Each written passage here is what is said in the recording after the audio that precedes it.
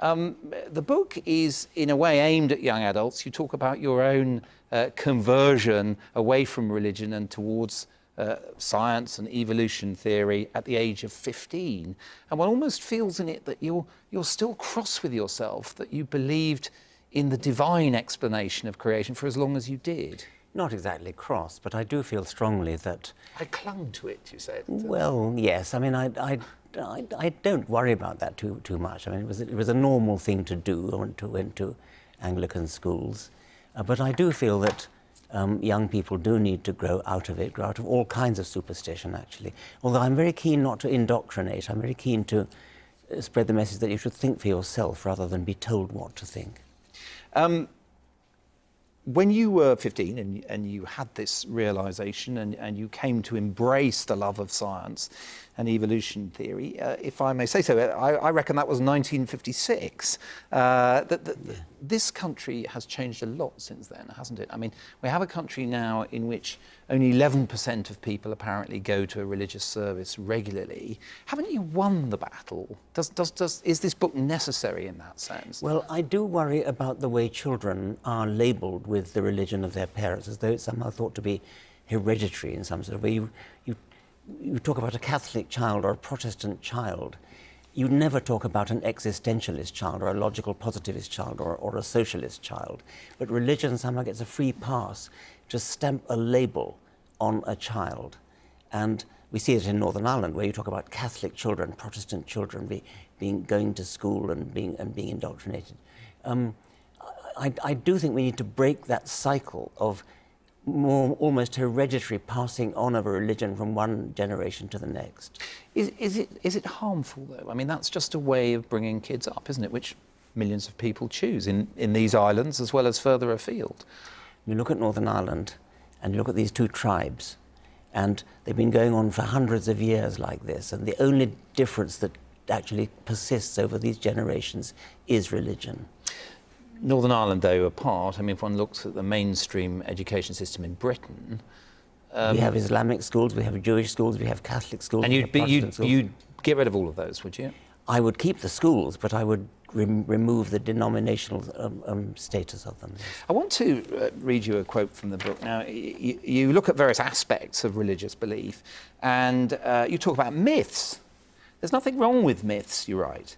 Some are beautiful and most are interesting, but they aren't history. Unfortunately, many uneducated people, especially in America and the Islamic world, think they are. I mean, what have you got against Americans and people who follow Islam? Because, as you say yourself, all societies have myths. I mean, the Indians, the Chinese. Yes. But why do you pick on Americans and people who follow Islam and talk about uneducated? Well, because believing that myths are literally true, that's what worries me. I'm a scientist, I believe in truth.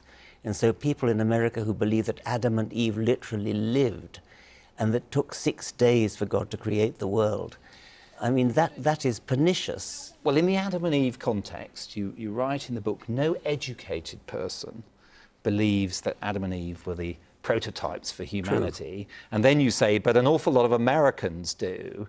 And I wonder what your definition is of an educated person. Is it just someone who agrees with you on this? No. They've got a good education system in America. They've got a very good education system, and yet 40% of Americans believe that humans were created less than 10,000 years ago. That's what I call uneducated. But is that, I'm wondering whether that's one of your reasons for writing this book, is that you feel that the persistence of religious ideas has checked the progress of rational or scientific-based explanations for things like creation. Well, I should differentiate religious ideas from creationism. I mean, bishops and archbishops and popes and cardinals and vicars, most of them, would vigorously dissent from Adam and Eve. I mean, they do not believe in Adam and Eve. They believe in evolution.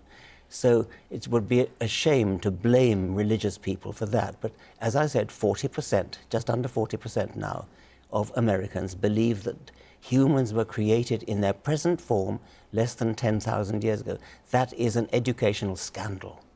But what is your proposed solution to it? I mean, people choose to believe that. despite the fact they've been to American schools in which they will have been taught evolution and scientific theories. Well, the way they're taught evolution is, we don't believe this, but we have to teach it. That's how they're taught it. I just wonder whether your definition of what an education is a dogma in itself, is an alternative form of philosophy, not a religion, clearly, but a form of philosophy. Are you seriously suggesting that Adam and Eve should be taken seriously as an alternative form of science? No, I'm simply saying, and as you said yourself, many bishops don't believe it's literally true. All bishops, I hope. But people may choose to believe these things. As you say, myths have their place in human society. There are all kinds of beliefs that people may have in spite of apparent scientific signs to the contrary. I just wonder why you categorise these people as uneducated, why you can't respect their choice. Would you respect the choice of a flat earther, for example? I mean, these are scientific falsehoods that they believe. Demonstrable falsehoods. What is it, though, that particularly causes you to home in on America and believers in Islam in this context? Because every culture has myths. I don't think there's any evidence that a very high percentage of people in this country, for example, believe in Adam and Eve or believe that the world was created in 6 days. They do in America, 40%, and a much more, a higher percentage believe that in Islamic countries. You do have a problem with Islam, though, it seems. I have a problem with anyone who promotes scientific falsehoods to children. What is your answer? I mean, you look at the role of religion and its role in people's behaviour, in their outlook, and there are one or two points in the book where you almost seem ready to concede that it might be a positive. You talk about the great spy camera in the sky, for example, at one point. Yes. And the likelihood of people to behave in a more moral or responsible way if they believe God's eye is upon them. Yes, I mean, that's interesting because clearly policing works, and if people think that there's a real spy camera looking at them, they don't shoplift.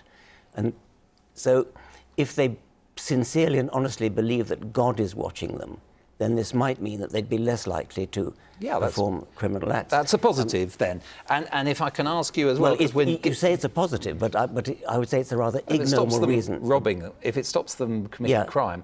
It would have that social benefit, but I wouldn't want to add that it's a rather ignoble motive for being good. Well, and I did say that in the book too. Okay, but also I would like to ask you, just before we're out of time, if you can see that there's value in that, what about the value of religion for people in moments of personal crisis, the loss of a child, or of great personal happiness, celebrating a wedding? I mean, many people who aren't particularly religious and don't believe literally in Adam and Eve or much of the Bible will want a church wedding, won't they? Yes, they will. What's wrong with that? Nothing wrong with it. And I like church music. I love Bach and Mozart, Requiem, and so on. So yes, I mean there is value. There is artistic value. There's artistic value in great cathedrals, beautiful stained glass windows, beautiful music, beautiful art. There's plenty of that kind of value, but it doesn't make it true. And I do care about what's true, and we do need to differentiate the admiration for great art, religious art, and what is actually true or false.